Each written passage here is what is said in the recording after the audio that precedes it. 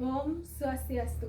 Perkenalkan, nama saya Ana Agung Ayunovi Widiantini, nomor absen 26, NIM 2311031166, kelas A1 Bangli. Baik, di sini saya akan membuat video dengan mengajar kelas 5 SD dengan materi Indonesiaku Kaya Raya. Halo, selamat pagi anak-anak. Pagi. Sebelumnya kita panganjali terlebih dahulu ya. Om Swastiastu.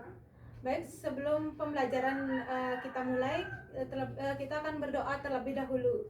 Berdoa, Ibu akan pimpin. Berdoa mulai. Berdoa selesai.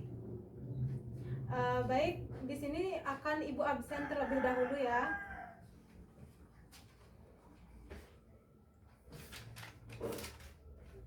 Nomor absen 3, Gongge Tia.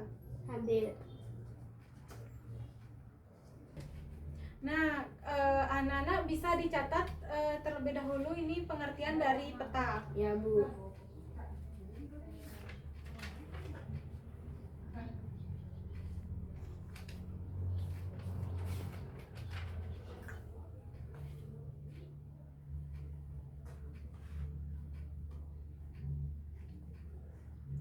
Apakah sudah anak-anak?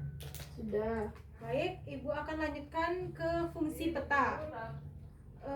Fungsi peta diantaranya anak-anak bisa dicatat ya apa itu fungsi peta. Fungsi peta diantaranya ada 3, yaitu yang pertama menunjukkan lokasi suatu tempat. Menunjukkan lokasi suatu tempat. Yang kedua ada memberikan gambaran mengenai luas dan bentuk penampakan alam di permukaan bumi. Yang ketiga, Sudah. Yang ketiga ada menentukan arah dan jarak berbagai tempat.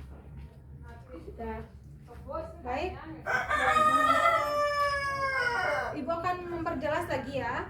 Beberapa fungsi peta diantaranya, yang pertama ada menunjukkan lokasi suatu tempat. Yang kedua ada memberikan gambaran mengenai luas dan bentuk penampakan alam di permukaan bumi. Dan yang ketiga ada menentukan arah dan jarak berbagai tempat. Ya. Nah, di sini ada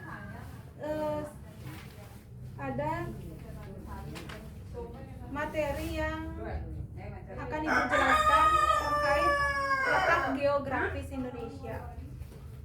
Apa saja pengaruh letak geografis Indonesia terhadap wilayah Indonesia? Baik, di sini Ibu akan menjelaskan sedikit tentang geografis Indonesia. Secara geografis Indonesia terletak di antara 2 benua dan 2 samudra.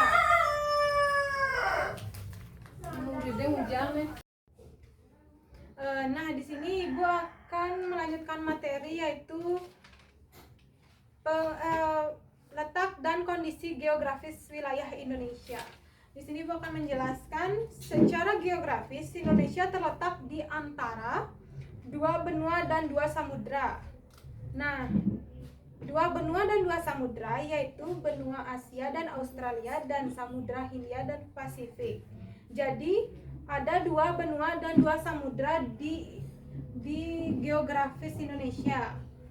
Yang pertama ada benua Asia dan Australia, yang kedua ada samudra Hindia dan Pasifik. Letak ini membuatnya memiliki posisi strategis dan beragam kondisi geografis termasuk iklim tropis, wilayah kepulauan yang luas serta keanekaragaman hayati yang melimpah. Nah, di sini Ibu ingin bertanya, apa itu geografis Indonesia? Anak-anak ada yang tahu? Yang tahu boleh maju ke depan dan menulis di papan.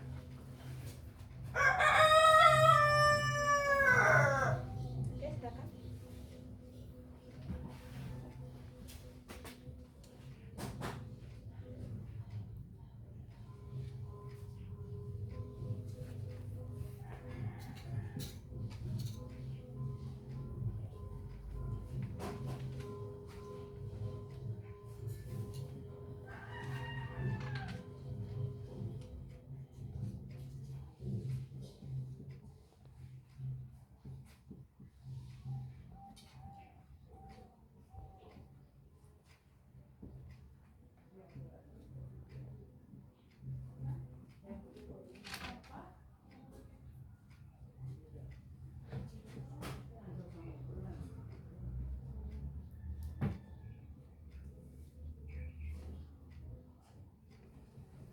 Ya, benar. Geografis adalah lokasi suatu tempat berdasarkan keadaannya. Baik, di sini Ibu akan melanjutkan pengaruh letak geografis Indonesia terhadap kehidupan sosial masyarakat.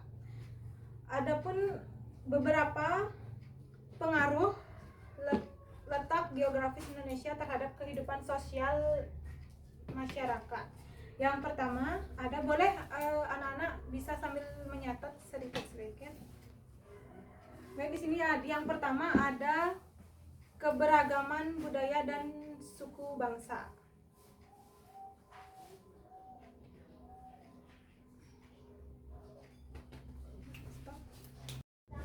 Nah, di sini Ibu akan melanjutkan materi berikutnya, yaitu pengaruh letak geografis Indonesia terhadap kehidupan sosial bermasyarakat. Nah, di sini ada beberapa pengaruh letak geografis Indonesia terhadap kehidupan sosial masyarakat.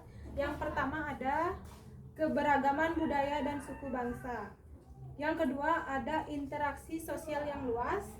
Yang ketiga ada mata pencarian masyarakat beragam. Yang keempat yaitu tingginya toleransi antara budaya dan agama. Yang kelima ada mobilitas dan migrasi tinggi. Nah, anak-anak di sini boleh mencatatnya ya. Ibu sambil menuliskan di papan, anak-anak mencatat di buku catatan anak-anak. Ini udah anak-anak catat? Sudah.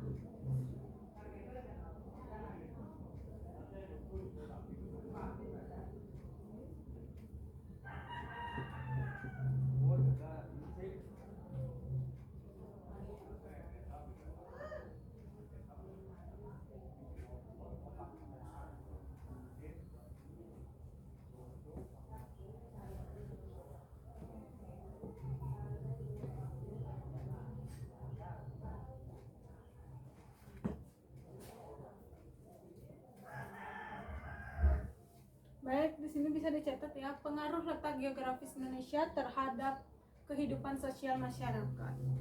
Yang pertama, ada keberagaman budaya dan suku bangsa.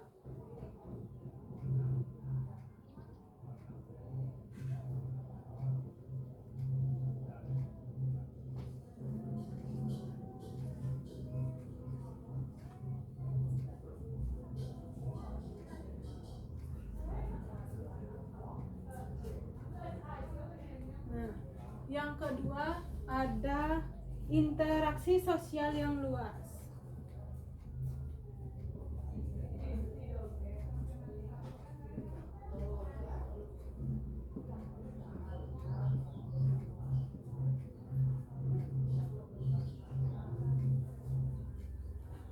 Udah bisa dibaca? Interaksi sosial yang luas. Yang ketiga ada mata pencarian masyarakat beragam.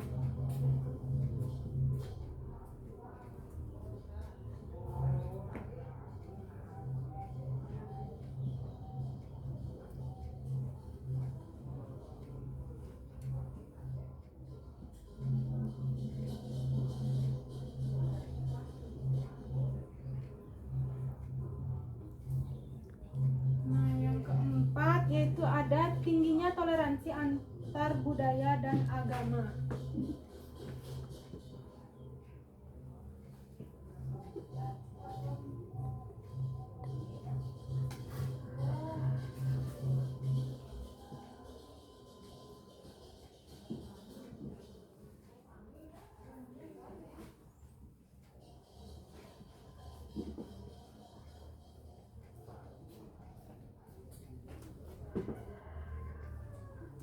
Bisa dibaca?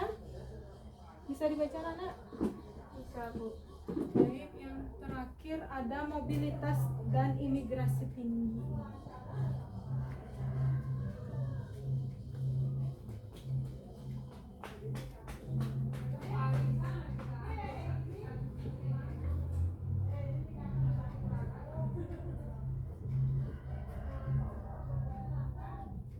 Nah, baik, itulah pengaruh letak geografis Indonesia terhadap kehidupan sosial masyarakat.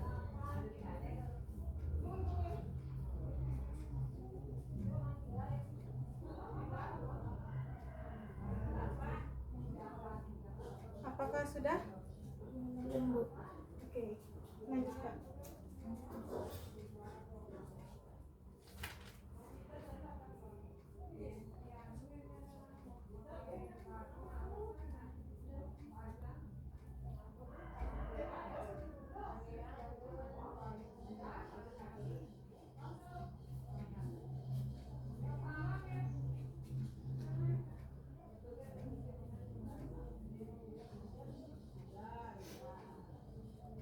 Sudah, Bu. Sudah. Oke, Ibu lanjut ke materi berikutnya, yaitu mengapa Indonesia disebut negara kepulauan. Di sini anak-anak tahu kenapa Indonesia disebut negara kepulauan? Tidak. Baik, Ibu akan menjelaskan mengapa bisa Indonesia disebut dengan negara kepulauan. Indonesia disebut negara kepulauan karena wilayahnya terdiri dari banyak pulau yang tersebar di antara dua samudra, yaitu Samudra Hindia dan Pasifik, serta dua benua, yaitu benua Asia dan Australia. Nah, jadi Indonesia disebut negara kepulauan karena wilayahnya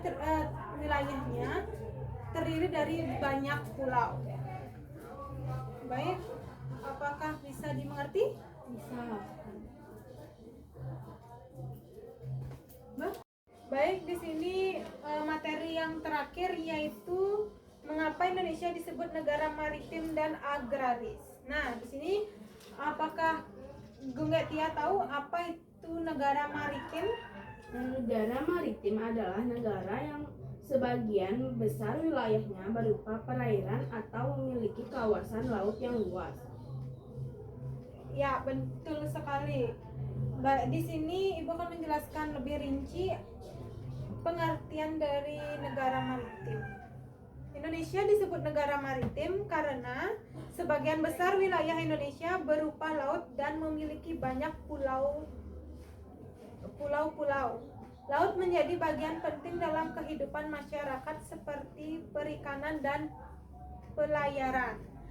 Nah, itu pengertian dari Indonesia disebut negara maritim. Nah, Indonesia disebut negara agraris.